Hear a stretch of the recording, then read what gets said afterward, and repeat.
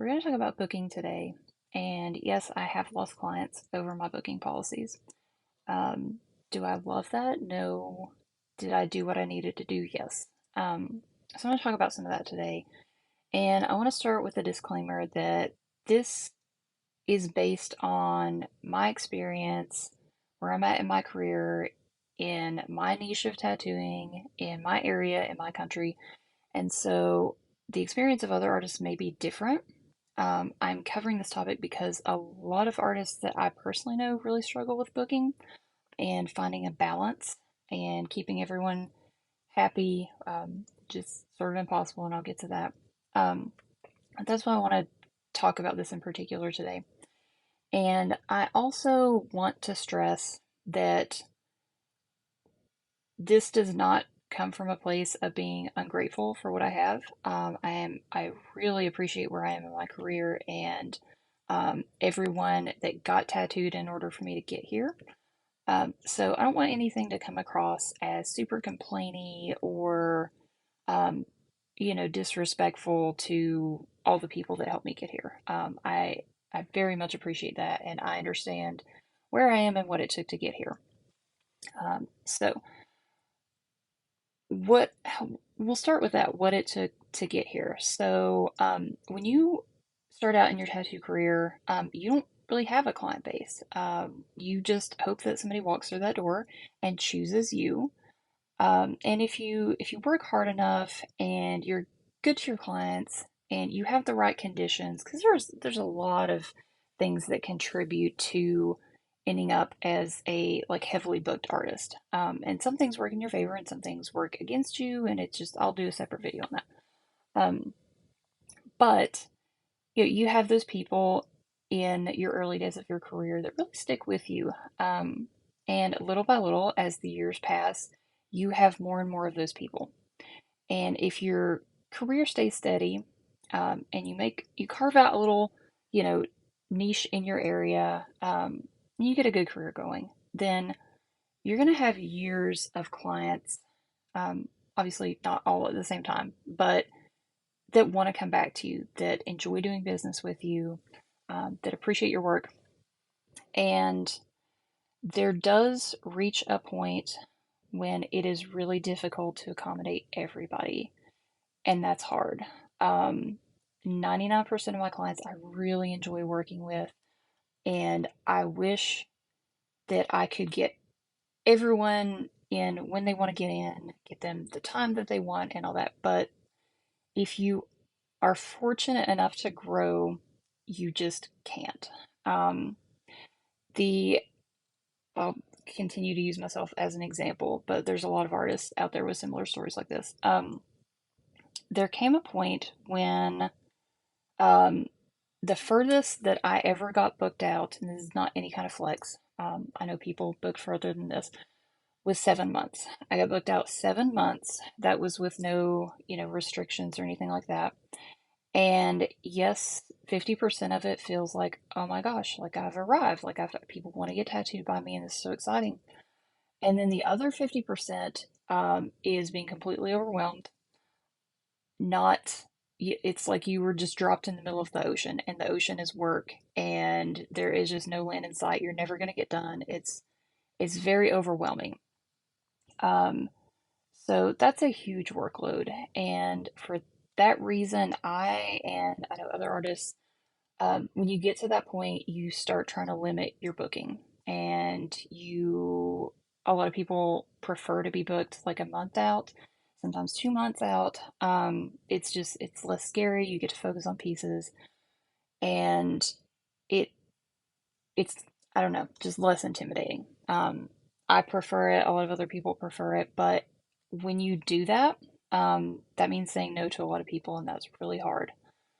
So what happens a lot of times is you have people that have been with you for a really long time, and they kind of get used to the way that things are, and then things change, and they contact you, try to book the way that they always have, and you just can't do it.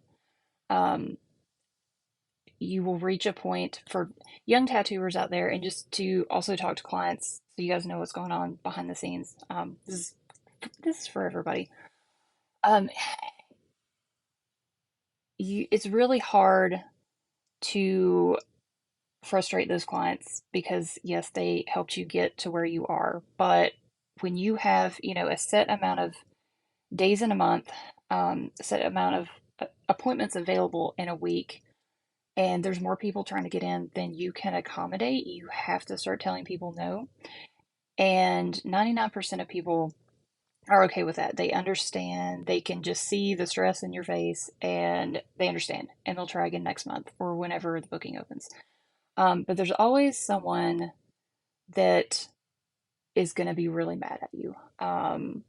You know, I've explained the process to some people, and they're like, "Wow, all that for a tattoo?" Like, thanks, rude. I don't come to your place of work and act like you're not really doing anything important and you're not busy. But and I want to say that I empathize with the client aspect because for some of you guys, it's your first tattoo, and that took a lot of time and consideration to get there. And then it's like, okay, what am I going to get? And you spent time on that. And then you're like, what artist do I want? And that's a really stressful process. You have to go through portfolios and that takes time too. And then you finally reach a point where you've picked an artist and you go talk to them and they're like, no, maybe 6 months from now or whatever. I get that that's hard. Um, and that's not a position anybody wants to be in. On the flip side of it, um, you know, that that may have happened 6 or 7 other times to that artist in that week where someone had their hopes up and they really wanted to get in and just the space is not there. And people do try to skirt the system.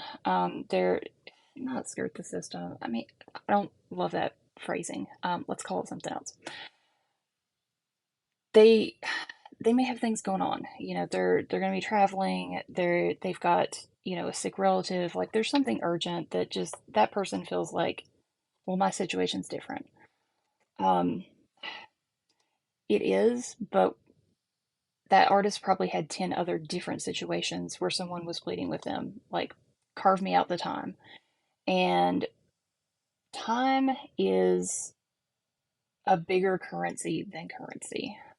You can make more money, you cannot make more time. And when someone is asking for extra time or for you to carve out a space, I can't take an appointment away from someone that's already booked. Um, so if those spots are all filled, what you're asking that artist to do is to steal time from either their family or their personal life.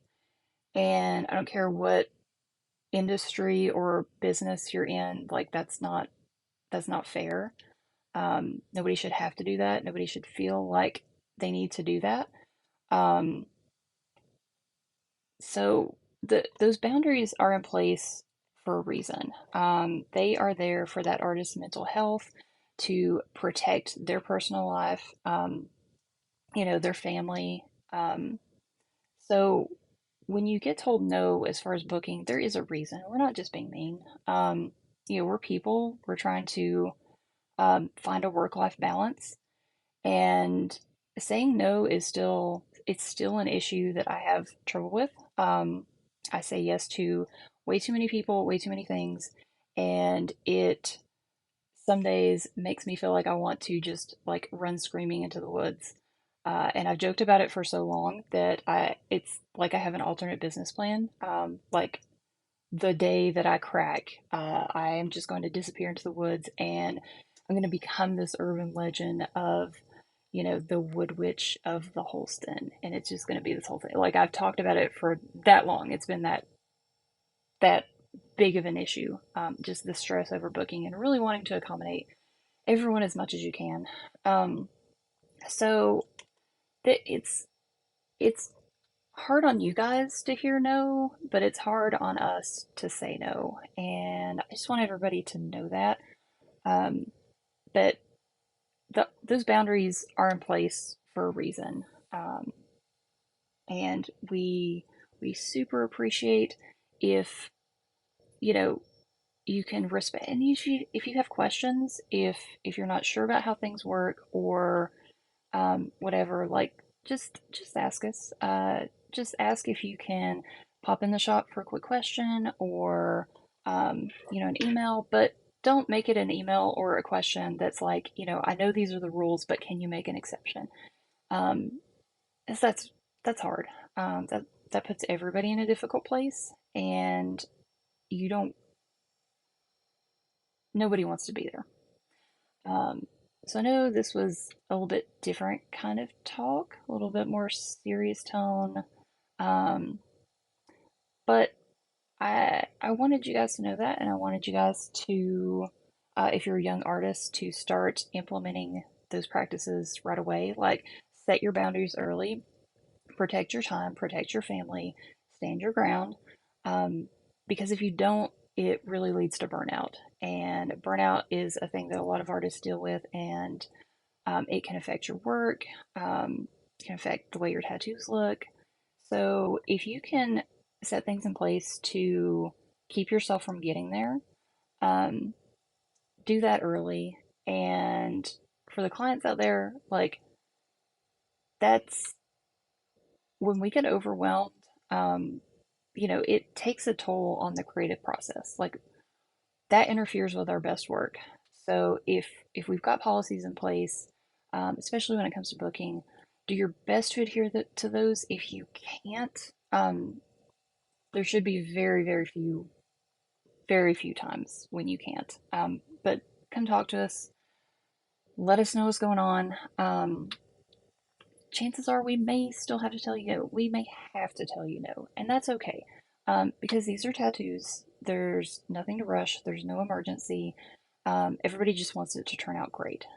So, those are my thoughts on booking and why that's really painful for you guys and us sometimes. And I hope that creates more understanding between everyone, and that we can just foster better working relationships with each other. So I guess I will see you guys for the next one. I really appreciate you um, showing up and listening to this. So thanks for watching. Bye.